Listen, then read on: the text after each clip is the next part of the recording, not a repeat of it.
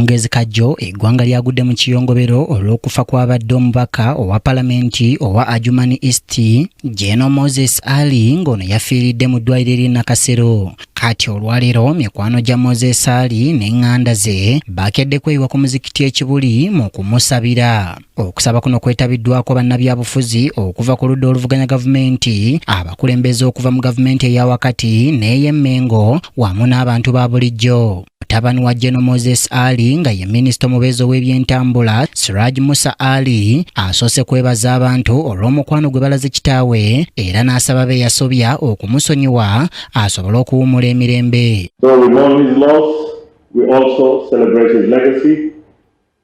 We ask and that you continue to pray for him.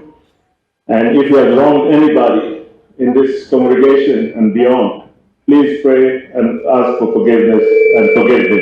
Amyuka Supreme Mufti wa Uganda Sheikh Ibrahim Ntanda nga yakiikiridde Supreme Mufti abadde omugonvugonvu asoose kulaga ddibu Moses Ali lyalese mu busiraamu mu ggwanga lino n'asabira abaana okusigala obumu wadde nga kitaabwe agenze. Abaana ba mukadde waffe tubakubiriza okusigala nga muli bumu, tubakubiriza okubeera abantu balamu, tubakubiriza okubeera ekyokulabirako ekirungi ate abagambwako.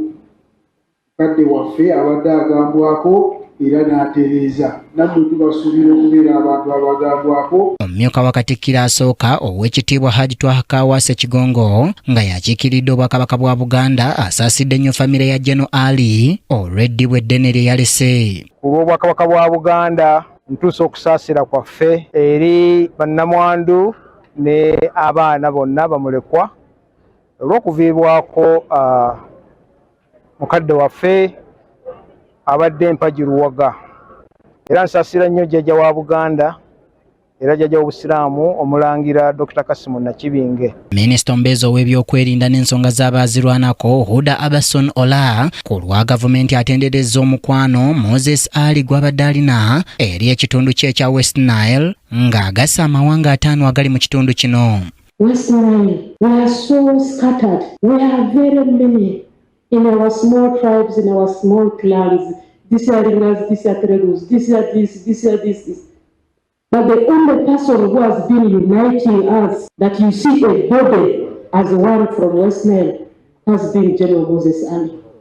Ono ategeezezza nti omukulembeze w'eggwanga asabye omulimu gwa Moses Ali gw'otwalibwe mu mwaka gw'obwa pulezidenti ne ku kisaawe kya Mefuga Kololo ng'akabonero ak'okumusiima. I want to inform you that His Excellency Yoweri Kaguta Museveni has given a special official burial for General Moses Ali. He has even moved further to say that tomorrow the body of General Moses Ali should be taken to State House in Tebe. Ono era ategeezezza nti omugenzi abadde afiirawo nnyo ku nzikiriza ye nga kyewuunyisa nti ne waafiiridde abadde akyasiiba nga kw'otadde okwegayirira n'amutendereza olw'okwagala abantu n'okutabakanira eddembe. I've been with the General Cabinet. Every Monday, General will not eat food in the cabinet.